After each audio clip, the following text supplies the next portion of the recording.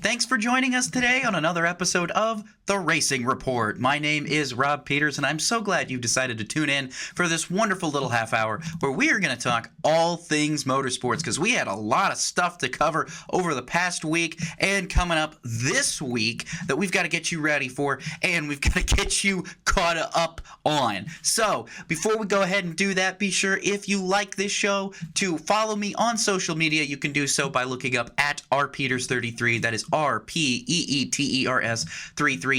And remember, make sure you've got that WTHR Plus app installed on your smart TV so that you could get brand new episodes of the Racing Report as soon as they are posted. So let's go ahead and jump right on in today to the Formula One news, because there's a little bit to get to on this show this week. Starting off with Aston Martin Jr. and American racer Jack Crawford says he's reportedly in, quote, very slow talks with Cadillac F1 on a potential race seat next year. But he admits a lot of this now depends on how well he does in Formula 2, because remember, it's highly rumored that Valtteri Bottas, possibly even Sergio Perez, maybe even Mick Schumacher are likely the leading candidates for the Cadillac F1 team next year. But Graham Loudon, who's the team principal, has pretty much said, yeah, we would like to have an American on our team at some point, but whether or not it's the right idea for them to go off with an American driver right off the bat, that seems to still be to be determined. However, like I said, like Crawford said, it seems like it's, again, more dependent on how well he does in F2. Now, he is currently sitting third in Formula 2 points, just 9 spots out of the top spot in points. Now, there are 5 rounds remaining, and if you're not familiar with how Formula 2 works, each race has a sprint and a feature race. So there's 2 races per weekend, 1 race on Saturday, typically 1 race on Sunday, and that's how Formula 2 does their races. And so there's multiple different opportunities for Jack Crawford to make up 9 points. It's not like it's completely out of reach, but he's got to have the next 5 race weekends go pretty much flawless for him to have a real good shot at winning that title, and then potentially being able to get in talks with of potential Formula One rights, since he's not exactly certain that this deal he's got going on right now with Aston Martin is going to lead him to F1. So obviously he's in talks with Cadillac F1. So we'll just have to see how that goes as the year continues to wind down and silly season starts to continue to ramp up before the 2026 Formula One season starts. Speaking of the 2026 Formula One season, Audi, who, by the way, if you didn't know, is taking over the Sauber team, has announced that the financial technology company Revolut will be the team's title sponsor beginning next season. So some big news there for Audi fans. If you're curious to see that, that's kind of cool. Final piece of Formula One news here that we've got to talk about today is that officials with the Istanbul Park circuit say they are ready to host any F1 Grand Prix that might be canceled in 2026, because apparently there is some question on whether or not this Mad Ring, the Madrid circuit, is going to be ready for 2026, or if it'll even happen. So in the event of a potential cancellation there, Istanbul Park says, hey, we're ready. You can slot us right into that calendar and it'll be like nothing changed. But here's something else that's interesting. The Turkish Automobile Sports Federation president, who has a name I simply cannot pronounce and will not even attempt to butcher, says that he would like to see F1 back at Istanbul Park on a permanent basis rather than a short-term deal. So there seems to be a very large push to get that Istanbul Park circuit back on the F1 calendar, at the very least in some sort of a permanent capacity. And given the fact that it looks like F1 is more likely to rotate circuits in their future Formula One Grand Prix schedules, it kind of makes you wonder if maybe Istanbul has a spot on there. But again, they want something permanent. They want F1 to come back every year, not just have one-off races like they had during the pandemic seasons in 2020 and 2021.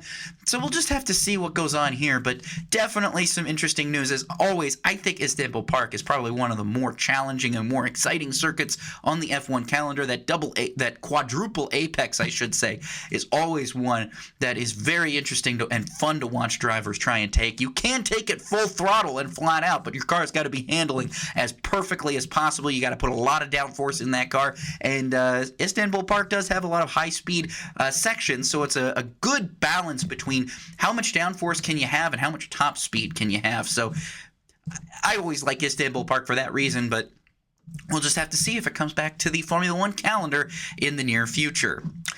On that note, let's go ahead and transition here into some IndyCar news because we've got some stuff to cover. Andretti Global COO Rob Edwards told Racer over the weekend that Marcus Ericsson's seat with the team is secure and that he remains under contract for next year. Obviously, in 2024, Ericsson signed a 3-year deal with Andretti Global, and there's some people were wondering, based on his pretty poor finishes, which I don't really think you can blame on Ericsson himself. I think it's just a combination of bad luck and some unfortunate, bad pit strategy and really the car not maybe being up to snuff compared to maybe his teammates.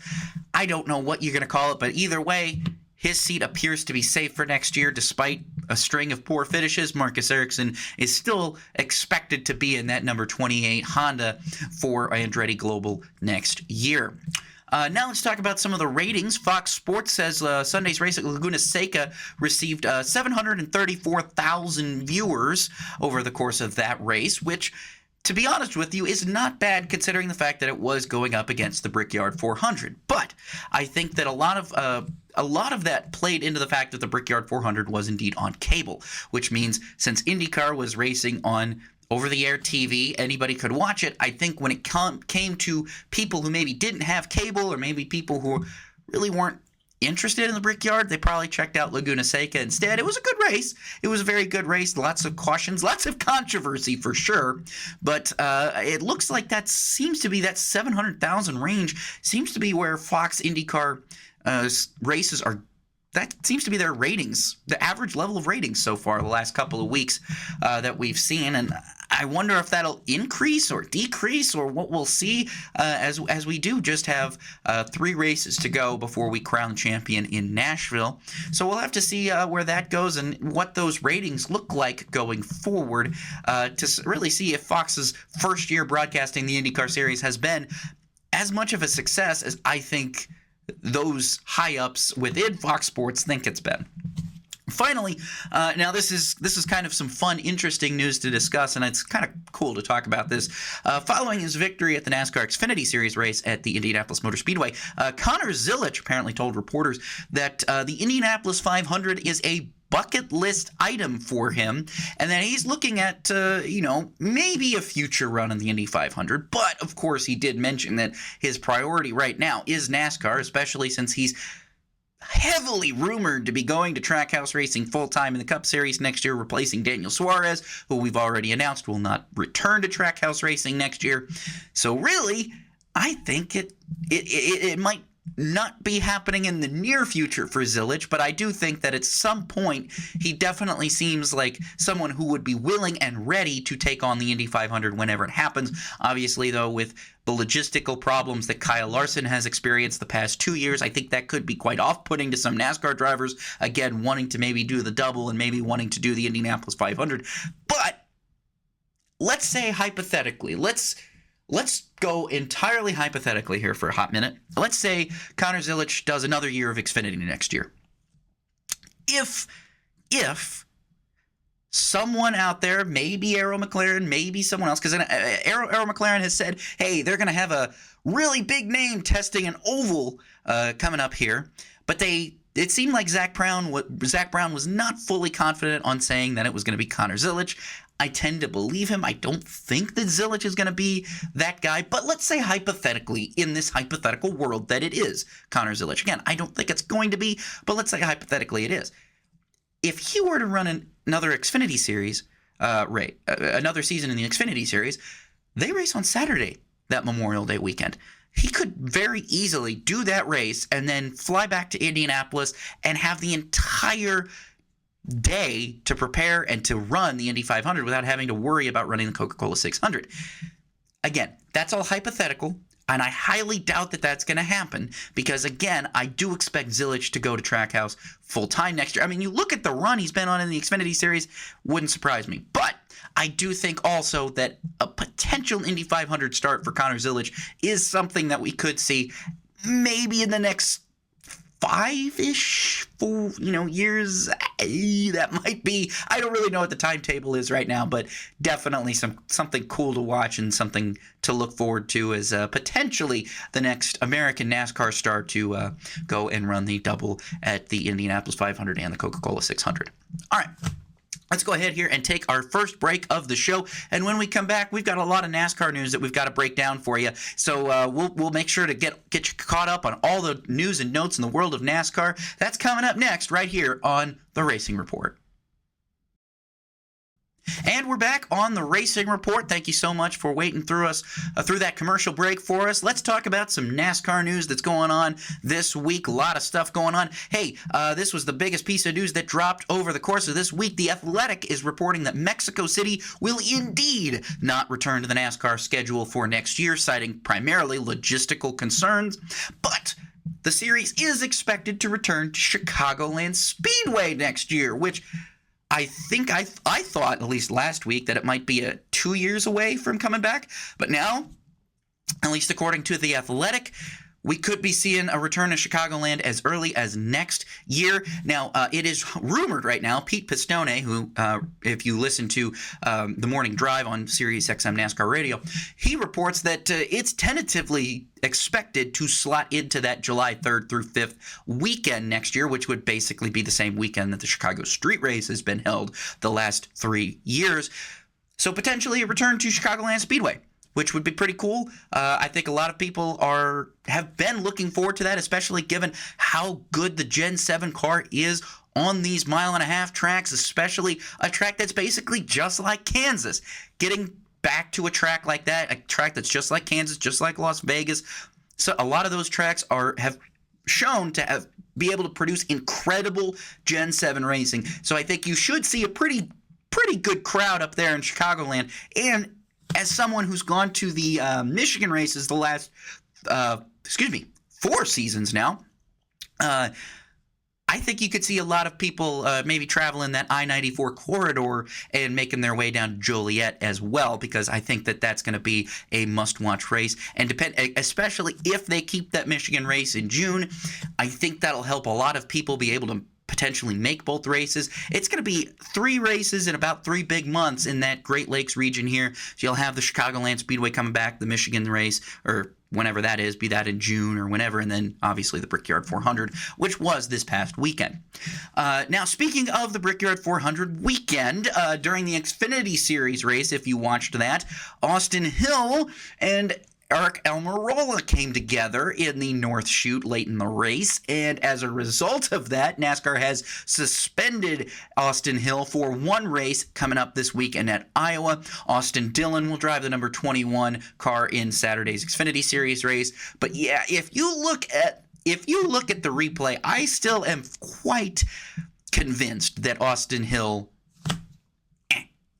turned that wheel straight to the left and wrecked Aric Almirola on purpose. Almirola went head on into the wall. And here's the thing that was really concerning to me too, and I think it's more of a reason why this warranted a penalty, was Aric Almirola said after the race that was a harder hit that he took than when he broke his back in 2017 in that crash at Kansas, which, if you remember, was a very scary accident. Basically came down, the way the car came down on the back, it crushed his spine almost. I'm not a doctor, so I don't want to say that, but it broke his back, and he was out for about 7 races during that year.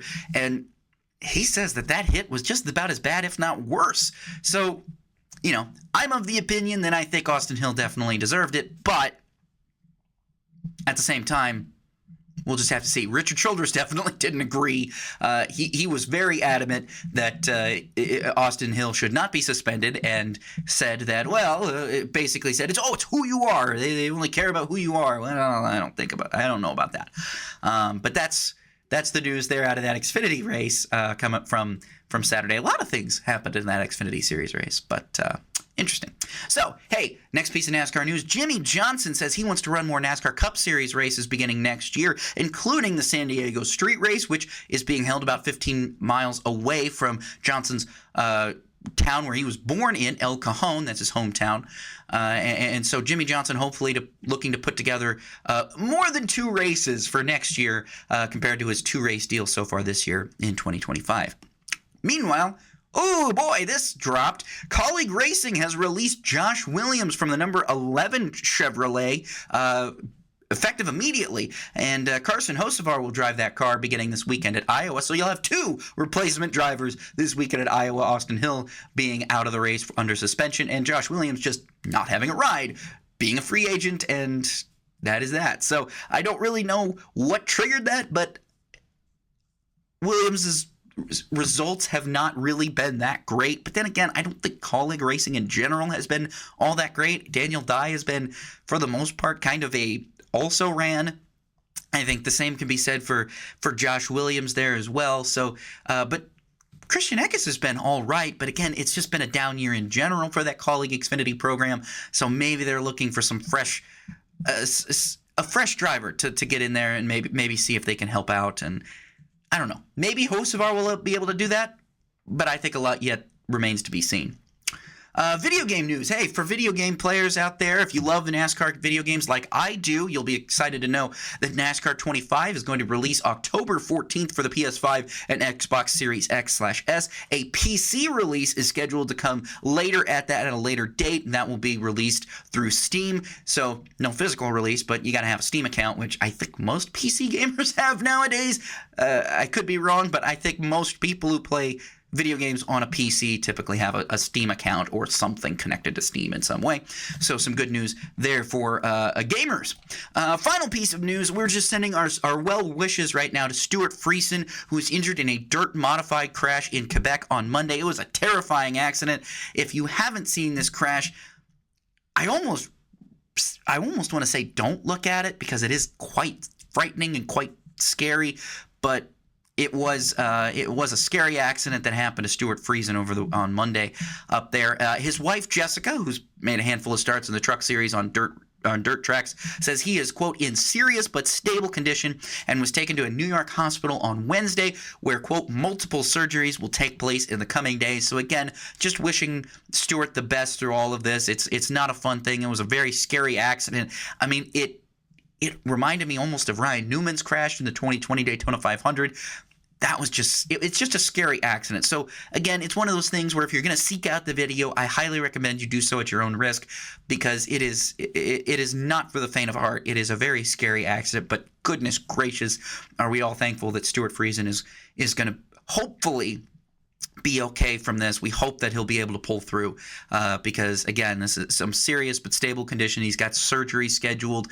So obviously there's no way he's going to race at Watkins Glen coming up here in a couple of weeks in the Truck Series race. But that 52 car is at the very least locked into the Owners Championship by virtue of his race victory at Michigan. So maybe whatever replacement driver does get named to that 52 truck will be able to give it a good run in the playoffs. So we'll see about that. But on that note, again, we still wish our best wishes to Stuart Friesen. We do have to take our second break, but when we come back, we're going to recap all of the races that happened this past weekend, and we're going to get you ready for the races that are coming up this weekend all throughout the motorsports world. So do not go anywhere. You're watching The Racing Report.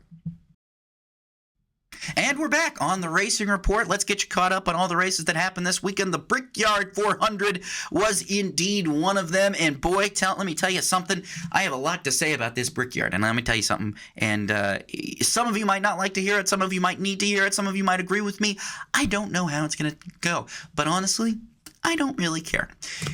Fact of the matter is, Bubba Wallace got his third career NASCAR Cup Series victory on Sunday by winning the Brickyard 400. Not only that, but he also became the first black driver to win the race on the oval. Now, obviously, Lewis Hamilton was the first black driver to win a race at IMS by virtue of his victory in the 2007 United States Grand Prix in Formula One.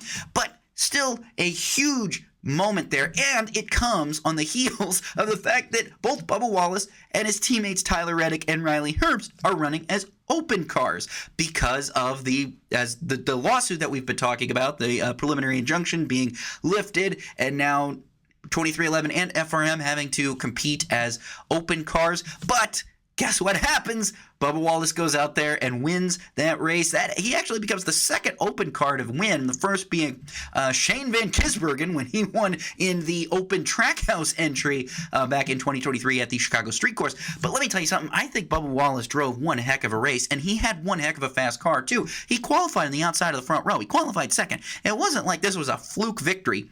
Not only that, but he had to do it by surviving a late race caution for rain. And then he survived not one, but two overtime restarts, which, admittedly speaking, has derailed so many drivers' potential life-changing wins in the past.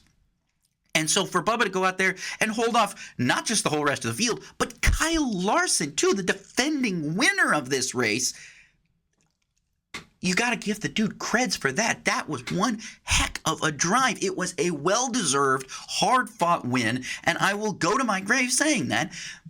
I just could not believe just how hooked up that 23 car was on Sunday. Now, let's be honest, too. He did get a little bit of help from some of those caution flags. Obviously, Joey Logano blowing the tire while in the net race lead late in the race. That kind of allowed Bubba to inherit the lead because I think, well, but, you know, he still would have been about a second and a half, maybe 2 seconds behind Logano, which isn't that big of a deficit to make up, but still it was definitely a lot for him. And that tire failure that Logano had, which, by the way, wasn't the only Penske car with a tire failure. His teammate Austin Cindric had the same thing happen to him while he was leading earlier in the race.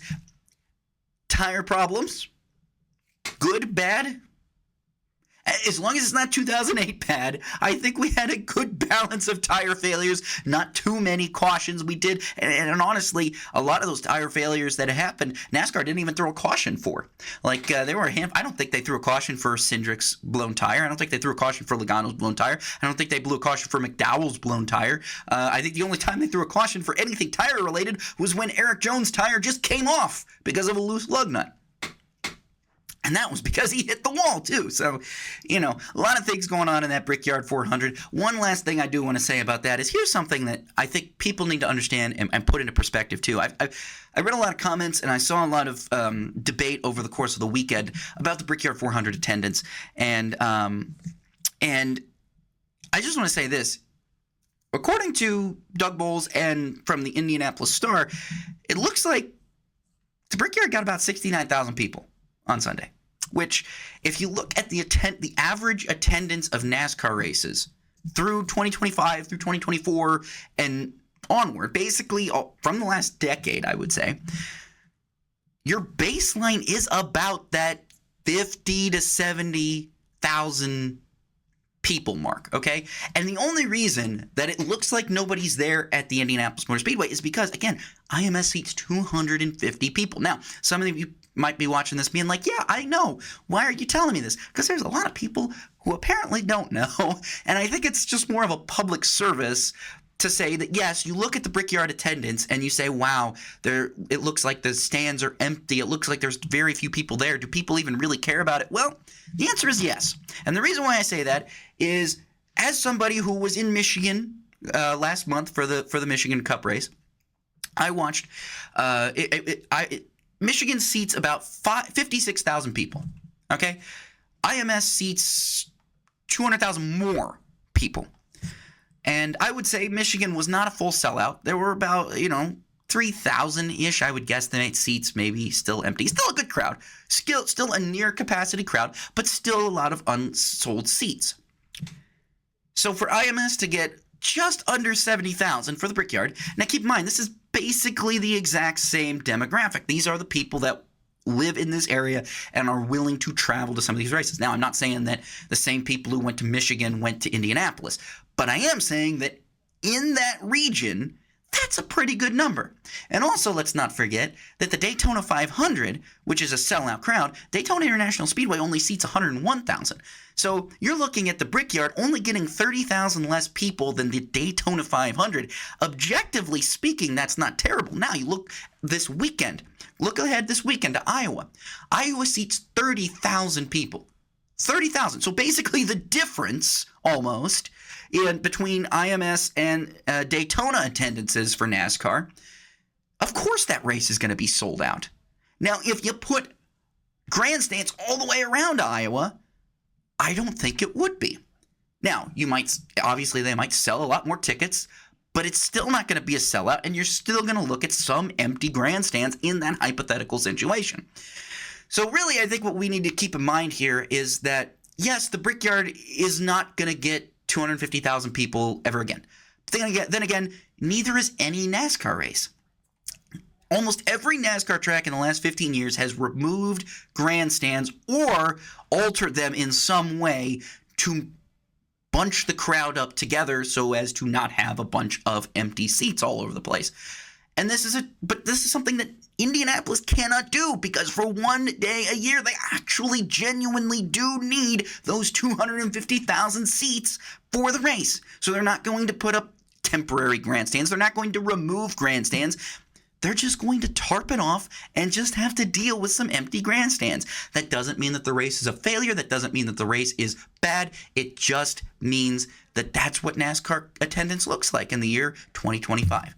Rant over. Let's talk about the Xfinity Series race at the Brickyard. That was also a great one. Connor Zilisch winning that. Also very similar to how the Brickyard played out. A late race, rain delay, and then an overtime finish. But Connor Zilisch got it done. Held off a lot of really, really strong drivers. Just continues a long stretch of victories in the Xfinity Series. Boy, he's really coming on strong. I'd be surprised. I'm going to say deep playoff run is very likely for Zilisch right now.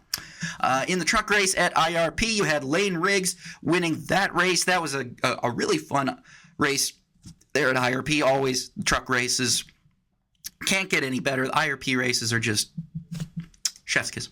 And then in IndyCar, obviously, Alex Palou does it again. Alex Palou does Alex Palou things, wins his eighth IndyCar race of 2025. There are 3 races left.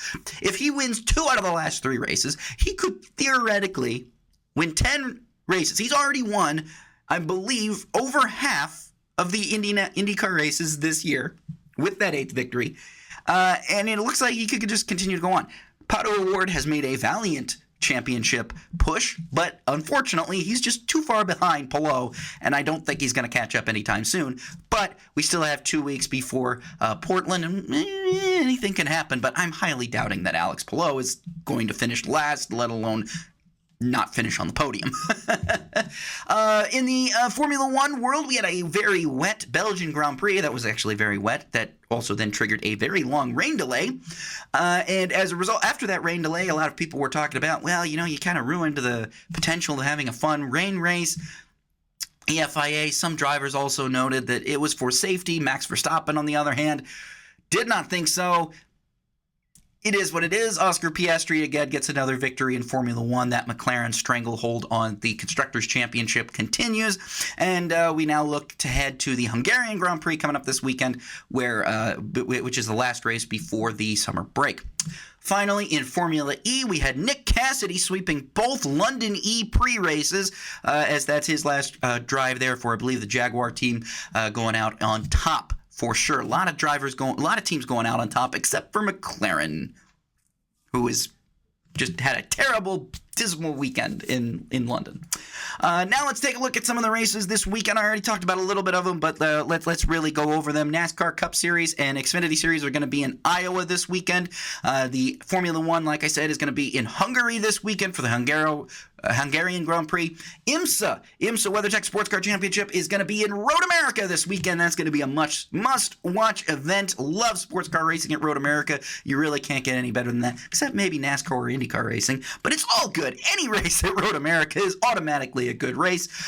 You got the next IndyCar event coming up here in 2 weeks at Portland. The next Supercars event is also in 2 weeks at Queensland Raceway. And then the next NASCAR Craftsman Truck Series is also in 2 weeks. That's August 8th at Watkins Glen. Hey, thank you again, guys, so much for listening to this week's show and watching. We really appreciate all your support. Be sure, like I said, if you like this show, to follow me on social media. You can do so by looking up at rpeeters33. That is RPEETERS 33. And remember to have that WTHR Plus app installed on your smart TV so you can get the brand new episodes of the Racing Report and watch live local news and shows whenever you want. So, Thank you guys again so much. I will see you guys next week for another episode of The Racing Report.